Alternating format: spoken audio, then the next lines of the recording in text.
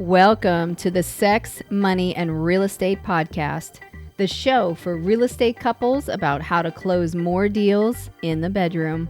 My name is Nancy Jameson. And I'm Bill Jameson. And each week we deep dive into juicy, intentional, sexy conversations, sharing with you what it takes to create balance in your intimate relationships and your real estate business. Thank you so much for being here. Hey, baby. Hey, baby. What's happening, hot stuff? You are? You know what else is hot? Tell me. Erica Strayhorn. That's Thank Erica you. James Strayhorn to you. Yes, Thank you. We're back in the studio with Erica today, talking about intimate relationships. Yes. So Erica, as a reminder, is a licensed marriage and family therapist, and we're doing a 3-part series to assist and support you in navigating the new environment. Yes. Atlanta's been Erica's been serving the Atlanta area for over 14 years now. Her counseling is geared towards adults, individuals, and couples who are motivated to heal, shift, and find balance in their lives. Erica focuses on empowerment through recognizing and letting go of narratives that keep clients stuck. She certainly believes that the most important relationship is the one that you have with yourself, and that relationship is developed and nurtured through self-care. That's awesome. She some of her specialties include, but are not limited to, anxiety, depression, stress. She works with on work-life balance, confidence, anger, organization, sexual empowerment, and also assisting clients in creating individualized self-care plans. Woohoo! Right? Erica James So Strayhorn. much. Yes. So much. All the things. Yeah. Get that woman a cape. Right. A big S. That's awesome. So, Erica, Yes. how do you strengthen intimate relationships during quarantine time? That's a really good question. And as I mentioned in the episode before, your home is now the hub for everything. Before, you would do certain things at your house like sleep, hang out, eat your food. And now you're teaching your kids, you're doing your work, and there's so many things going on in the house now. And it's a really, really important time, even more so now than any other time, to make sure that the couples, the married couples, the partners, whomever, are spending time with each other, figuring out ways to continue to connect and capitalize and nurture that electric sexual energy between the two of them. And this might look like doing some dates at home. It might look like figuring out some creative ways to, set the kids up, make sure that they have what they need, and you guys kind of sneak off and have some time together. It might need to happen in the morning before everybody wakes up, or at night when everybody is asleep. If the kids are outside in the backyard playing for a little bit, maybe that's your time to get together and have some of that intimacy. So I think it's really important to make sure that if I had to make a priority chart, the first priority is yourself as an individual, and the second priority is you and your partner, and making sure you're continuing to cultivate and move that energy between the two of you. Got it. Love it. Yeah, we did this awesome episode. It was called Ultimate Stay-at-Home Date Ideas for Singles, Couples, and Families. I love that. So yeah, definitely go check out that episode because Erica contributed to that list as well. Yes, I did. Yeah, it's awesome. All right. So what about, so we talked about intimate relationships during the quarantine time. And how about the relationships between the parents and the kids, or maybe the family dynamic? Yeah, so this could potentially put a pretty big strain on the family dynamic. Again, if your kids were going to school outside of the house, your kids are gone for most of the day. And you only see them in the evenings or in the mornings or on the weekends or when there's break from school. And now you're seeing your kids 24/7. And that in and of itself is a great thing. It's great to spend time with your kids. And at the same time, it's still an adjustment. You're still spending time with people that you don't normally spend as much time with. Even though those people are your children, it's still something to think about, And those kids are little versions of you plus their own personalities, which for some folks could be a little triggering. It could be a little annoying, depending on how old your kids are. Kids of different ages have different needs. If you have teenagers at home, they're trying to assert their own individuality and their autonomy. You might be butting heads with each other at home. And so, again, it really goes back to trying to remember what you were like at that age, trying to put yourself in the shoes of your kids, because they're experiencing this with you. Yeah. Some kids are like, yay, I get to be at home and do my Zoom classes. And some kids are having a really hard time with this, just like adults are. So having that compassion for them, letting them know that it's okay that this is difficult for you, creating some time, some family family date nights or even family meetings where everybody can have the opportunity to talk openly and freely about their emotions. Yeah. There's one thing that I learned from the Facebook show Red Table Talk, where Will and Jada will do like a family meeting, and they really want to encourage their kids to be open and honest with them without any punishment or consequence. Okay. And so one of their rules is they allow their kids to say a cuss word before the meeting starts, and they don't get in trouble for it. So that's how the kids know, like, okay, we can really say anything, we won't get in trouble here. All right. So creating some sort of family gathering where there's some ground rules set, allow the kids to create some of the rules for the meeting, and let it be a space where everybody can really talk about their feelings right now. And again, this is something that is really needed during the quarantine, and you can take it with you when the quarantine is over. But just remembering that your kids are going through this with you as well. Just because you're the parent and you're telling them what to do, now you're here at school's at home and you got to do your stuff on Zoom. They still have emotions. They're still experiencing all this with you. So give them the space to process that. And for some kids, it may look like more back talk. It may look like some behavioral challenges. Try your best to be patient with them because they're feeling the same things you're feeling. Yeah. Oh, yeah. Absolutely. I mean, Rex and Luke right now are almost 13 and 14. Right. And, they're feeling it too. They're definitely feeling it.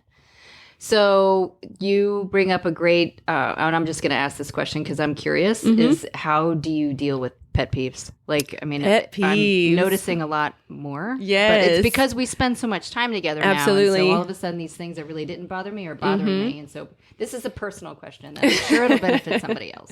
Yes, pet peeves. And this is a big question. This is pet peeves that you have with your partner, even that you have with your kids. Yeah. And like you said, we weren't spending as much time with everybody. We love everybody so much, but now that we're like seemingly on top of each other all the time, those little things that used to not bother you that much, now it's like you feel like you're on fire when somebody says that word or does that thing or eats the food that way. It's like you feel like you're like loading the dishwasher. And a lot of times it does come to those household chores. Like a lot of couples bringing that stuff into session is like, I don't like the way he loads the dishwasher, and that turns into like a whole explosion. And so again, that's when I feel that it's important for you to try to separate yourself from the situation, go off to your corner, find a little space in your home that's just for you, and that's where you do your calm down time, your meditation time, your you time.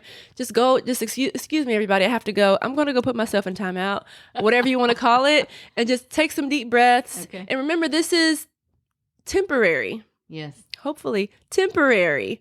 And just have some perspective for things. Just know that, you love your partner, you love your kids. This is just one part of their amazing personality, and take some deep breaths and try your best to move through it. Try not to allow these small things to be magnified and blown up to big things. Awesome. All right. Yes, ma'am. I heard that. It takes practice, though. Some practical advice. Practice. Yeah, absolutely.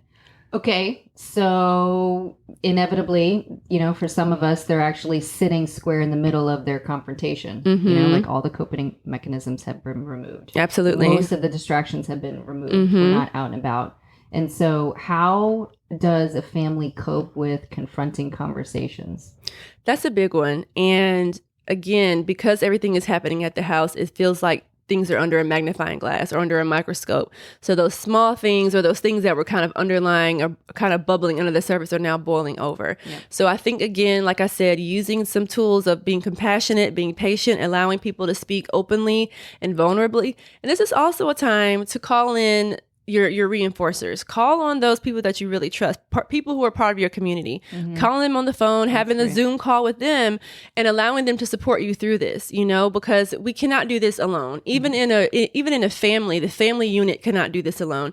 So even though we're kind of sequestered in our homes, we're sheltering in place, don't forget that you still have a community of people who support you. So reaching out to those loved ones, reaching out to those that you trust, inviting them into the family meeting via Zoom or a phone call, or just having conversations with them to kind of help you diffuse some of the pressure, I think is a really important part of that as well. Awesome. Yep. I love that. All right. So we've talked about intimate partnerships. We've talked about the intimate relationships between the families and now, the families with kids. So what would you say to, I would say either intimate relationships that don't have kids or maybe even a newer relationship? Yes. Like they're in this space all of a sudden together in a new relationship. So that one, people in new relationships, that one is coming up pretty pretty frequently because maybe they just first started dating or they just moved in right before the quarantine happened and they realized this really, maybe we moved too fast or, us living together really isn't working, like it's a big and this is not really the best time to be moving or really making any of those types of decisions. And I think, again, it's first of all, having compassion for yourself, not beating yourself up for making this choice, because that's where some judgment can come in. Like, dang, am I stupid for moving in with this person? Like, how did I not see this before? And as we all know, you don't really learn a lot. You don't really learn about a person until you start living with them. My husband and I, we lived together for a year before we got married, and that was intentional because I wanted to try to learn as much as I could about him before we took that next leap. And it was very beneficial for us.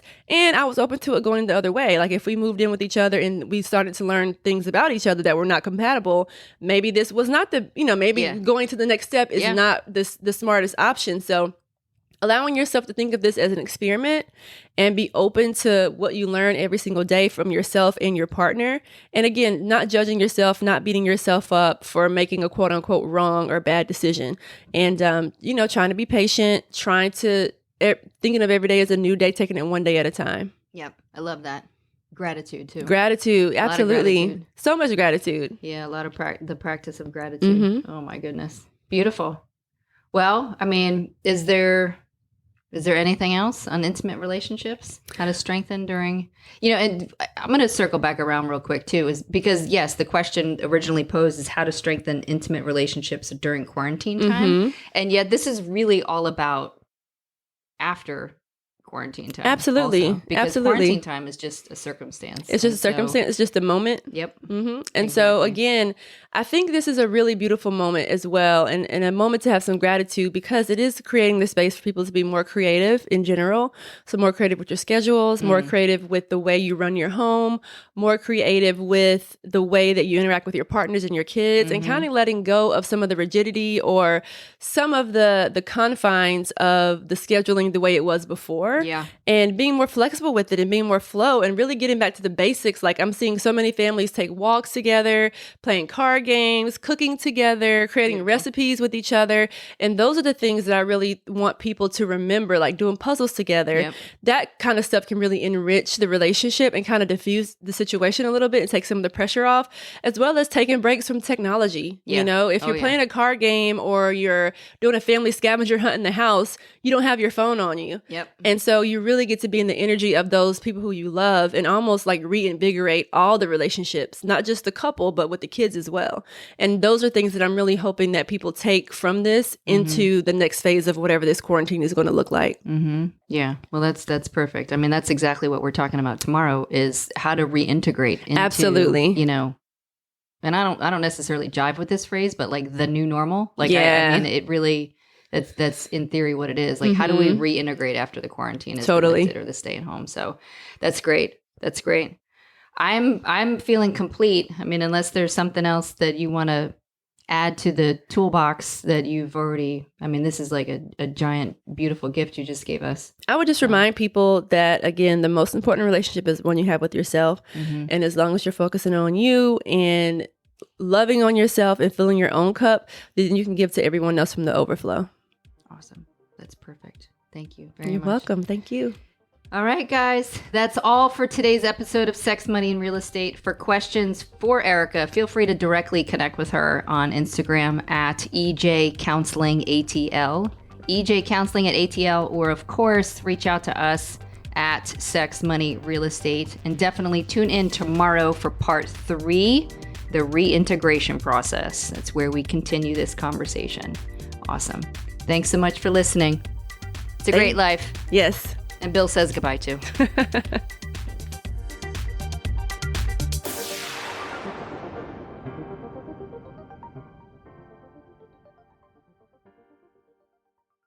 Wow, what a show. Thank you so much for listening. If you're inspired, we ask that you share the podcast with one person and subscribe and follow our show.